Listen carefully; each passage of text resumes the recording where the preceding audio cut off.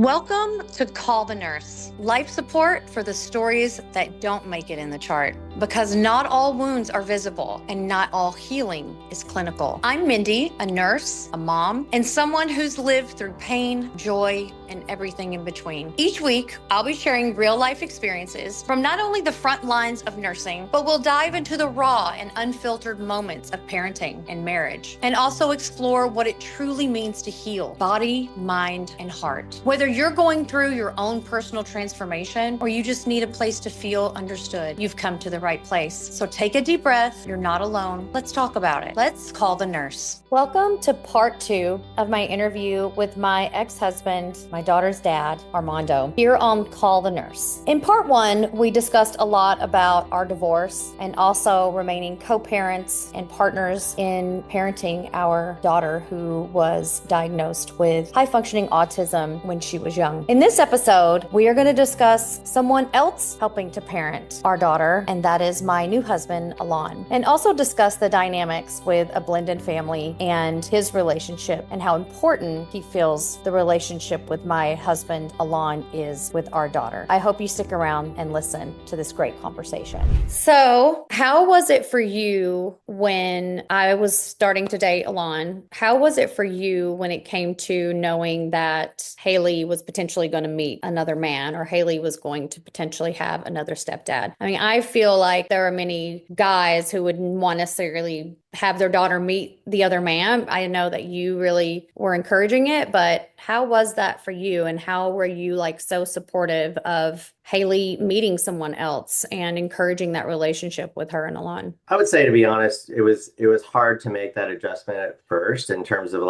thinking about another man being in her life. And I know that that's kind of the traditional way that most guys would think about it, is to feel threatened or challenged by some other man playing, that pivotal role. But at the same time, I think after thinking about it, I was like, you know what, I will always be her father. And my role in her life and even the history that we have is irreplaceable. Having some other man involved doesn't lessen my role, doesn't threaten me. And so I think it helps that she was a daddy's girl. Let's face it. Yeah. I mean, I had full confidence in the fact that I had been a great dad up to that point. So I didn't have regrets. I felt like I was fully present when she was younger. And even, I don't feel like I skipped any stages. Yeah. And so when Alon came along, I didn't see it as a competition. I just saw it as, another man can be involved. It's a partnership. We can all be on the same team here. We have a big job to do with a daughter who has some challenges. And for me, obviously, the most important thing was that she was going to be safe, right, and that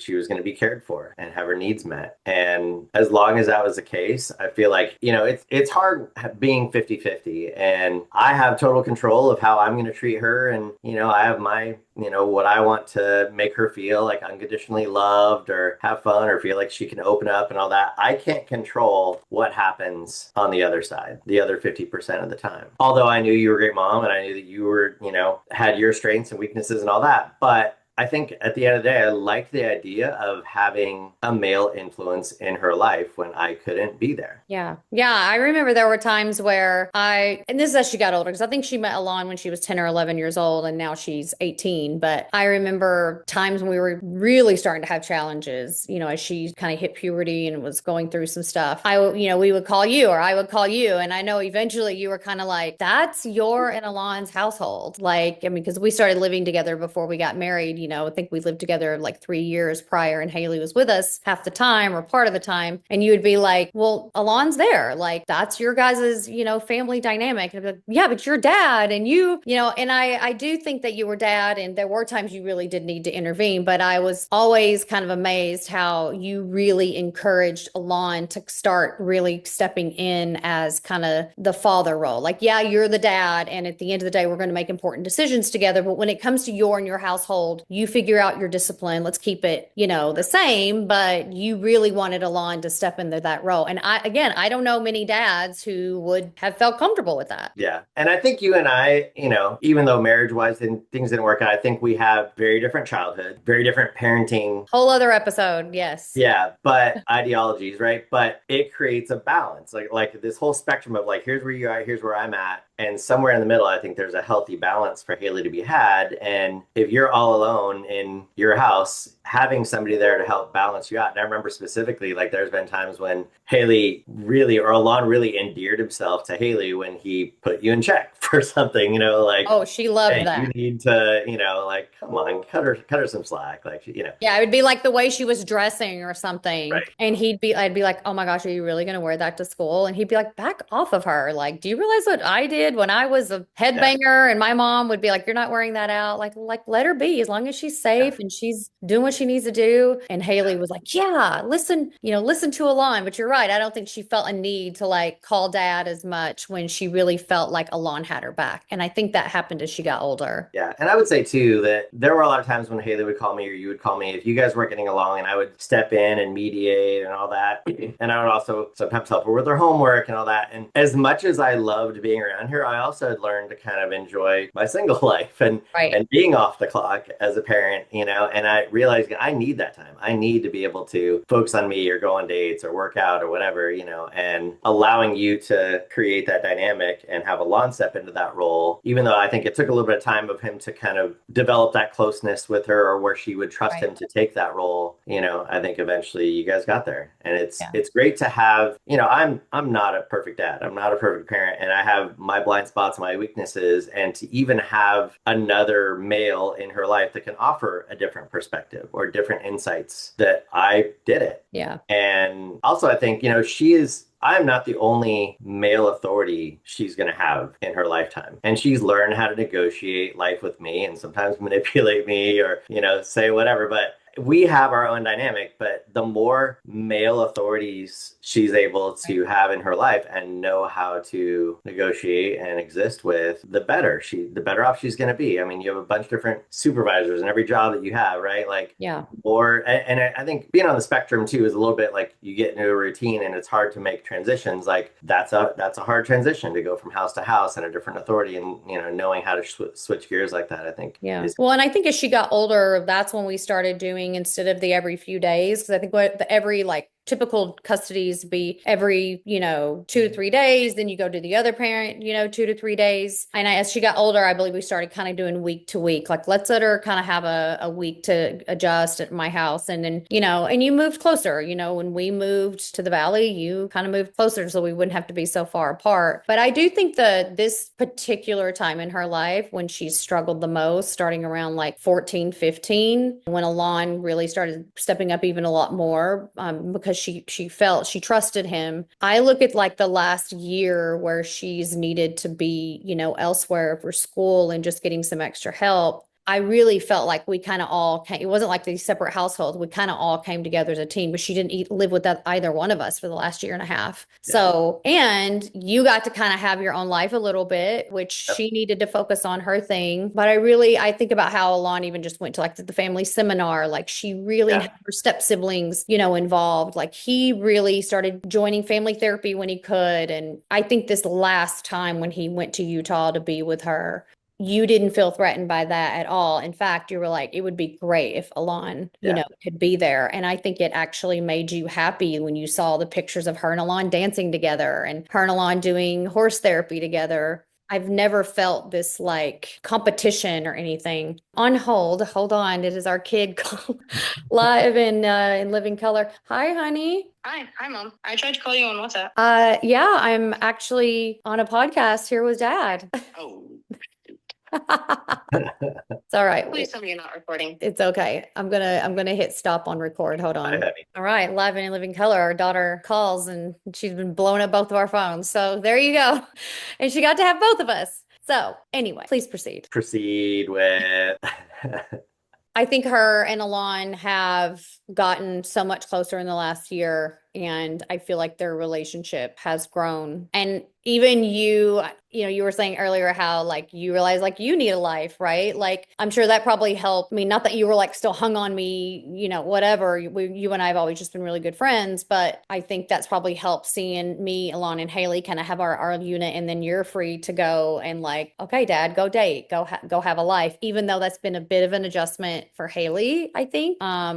How do you feel that things have gone with just kind of all of us now, or just our unit, that us seeing us establish that from afar. Because yes, you're kind of she's daddy's girl and you're her favorite, which I'm fine with, but she really has grown to really love her stepdad as well. Yeah, 100%. And, Alon is a different personality than me, and he brings different things to the table. And, seeing you guys develop that, like, for instance, I think a couple of years ago, you guys went to Israel. Yeah. You went to the Bahamas and go to Atlantis, and I'm not able to be there. And it's Haylie, calling me, telling me how things have gone, but she's getting different things and different experiences than she would have with me. Like, I mean, that's his home country. So, developing a passion for, Israelis and what it's like to be, over in the Middle East, and like, what a cool experience. I would not have known or ever, that would have been not a place I would have gone on vacation, but I think it enriched her life. And even having his kids be stepbrother and stepsister to her, we tried to have a second kid. We couldn't and didn't. And all of a sudden now she's got siblings, and to introduce that dynamic. Right. And that's grown really, I think. I think as she's matured in the last year or two, she's really, and her step siblings as well, especially this last year, she calls her stepbrother every week. And, she calls her stepsister, and, she really wanted to be at her stepsister's graduation. Like, she's really grown a lot. And, and even, I've kind of seen this dynamic also. I mean, again, it's not been perfect with divorces. It's not been perfect with the exes, but we just spent, my stepdaughter's graduation with his ex-wife, their mother, and we were kind of all able to be together. I remember Alon, when he was going through everything he was going through, because his divorce was a little stickier, but he was like, I would love to have the relationship that you and your ex-husband have. Like, you guys are able to communicate, you're able to, and I know that that's not necessarily going to be the case for everybody, but I really feel, especially for Haylie, for our daughter, that we've been able to really remain friends, but also I also remember you being like, you better be glad that you were the first one to get remarried, because you knew how much I would struggle with another woman being her mother or being a stepmom. Like, I don't know if I could have handled that as graciously as you did, because I think it's different for a mom, especially, with a daughter, and to see another woman, be involved would have been really challenging, for me. But you really have, handled that very well. And as the challenges came, which they did get harder, we were all a big team together. And I think, and I would even commend Alon on the way that he has grown in his relationship with her, like spent the time to cultivate that, as well as be there for her during the hard times. Like, we've been in a lot of family therapy sessions that I don't know that a lot of families have a therapy session with, both husband number one and husband number two, all working together for this kid. And I think Haylie has felt like it's not just you and I, it's a whole team, and even your mom, and, we're all in there to help her grow and help her, become the woman that she needs to be. And even having his perspective added to the things that we say to her, like, he has, the deep booming voice, and just, he can say like one sentence, and like, for him to say like, I have seen you become a completely different person this past she year. welled up in tears. Yeah. And for him to say like, I'm so proud of you, it's just an extra layer of, I guess, growth that she's able to see in herself, if somebody else outside you and I has been there and walked this journey with her.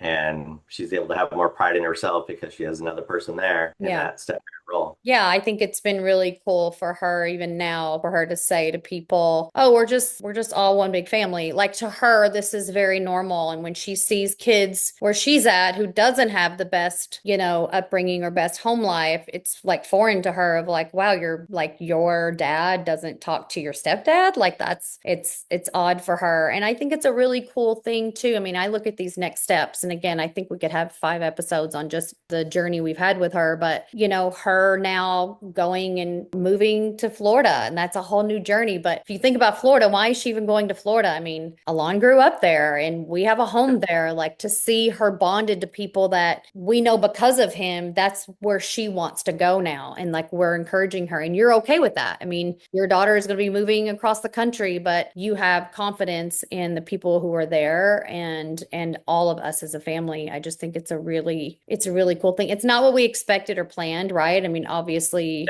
no kid wants to have their parents divorced, but if there's going to be a scenario, I think over time, we've done a good job. It's not always pretty. It can be ugly and messy, but I feel like for her, she really believes that she has this kind of team with, behind her. Right. And I think it's all based on trust. It's her trust in us that we have her best interest in mind, and Alon has, the same. And then that we trust each other. Like, he is trusting us to spend a lot of time on the phone and text each other, or even go out to Utah together to, explore these places. Right. There's no worry that there's any other ulterior motives. And I have the trust, in him, that he has Haley's best interest in mind. And even like the extra of Florida, right? Like, that would not have happened if he had not been in her life. And she's excited about it, because of positive experiences that she's had out there in your guys' condo. So yeah, he's definitely, I think, been a trooper. Like, again, we've traveled to Utah together. We've traveled to Florida. We've traveled these places to make sure that she has the best care or whatever it may be. He can't always go, and he's got a very different schedule than us. And he's never questioned it. He's always just been like, you guys do, what you need to do, and he'll be involved when he can. I mean, the guy went on a Disney cruise for 4 days with all of us and was a trooper for all the costumes Haylie had laid out for him every day. I mean, he's like, what am I today? Like, he was such a trooper about it. So for 8 costumes across 4 days of cruise. Yeah, there was a lot of costumes for her 18th birthday doing a Disney cruise.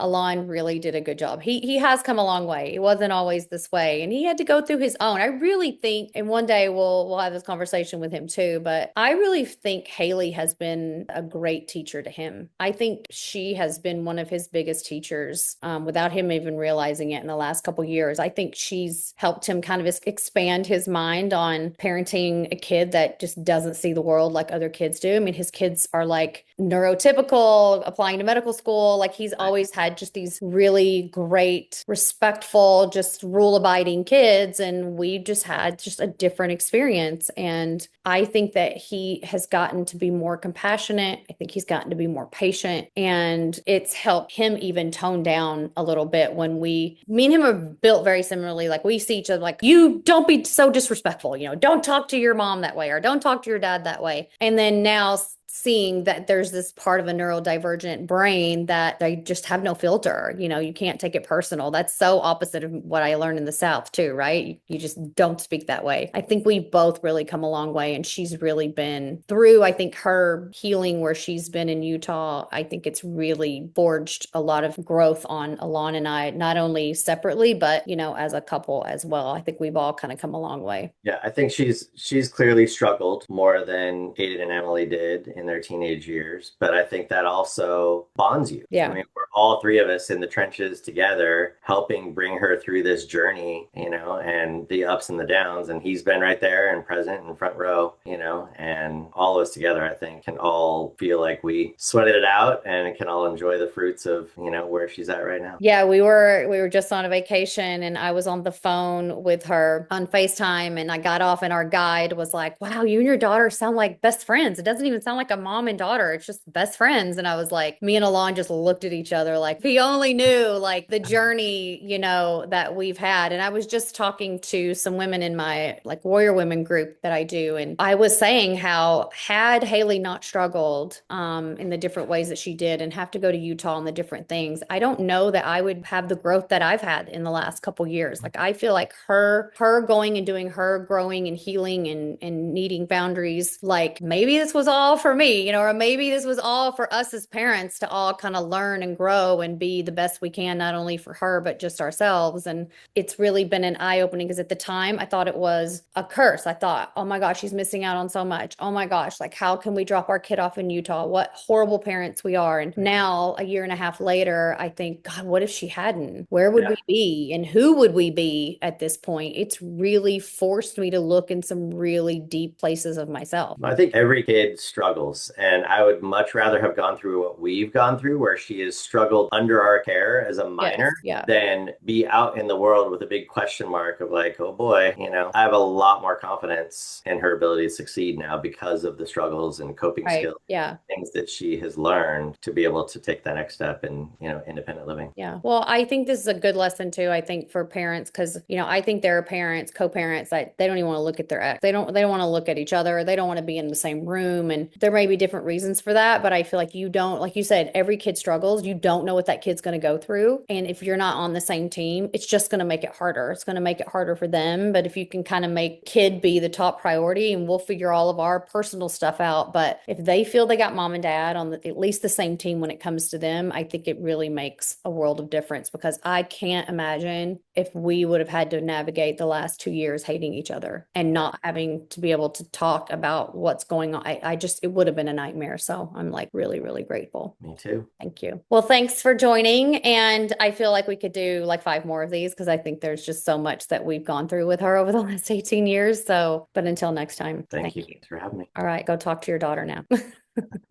Bye-bye. Thanks for listening to Call the Nurse. I'm Mindie, nurse, mom, wife, navigating life one shift, one story, one breath at a time. If today's episode resonated with you, don't forget to subscribe, leave a review, or share it with someone who just might need a little life support. Until next time, breathe deeply and heal gently, and I'll see you next shift.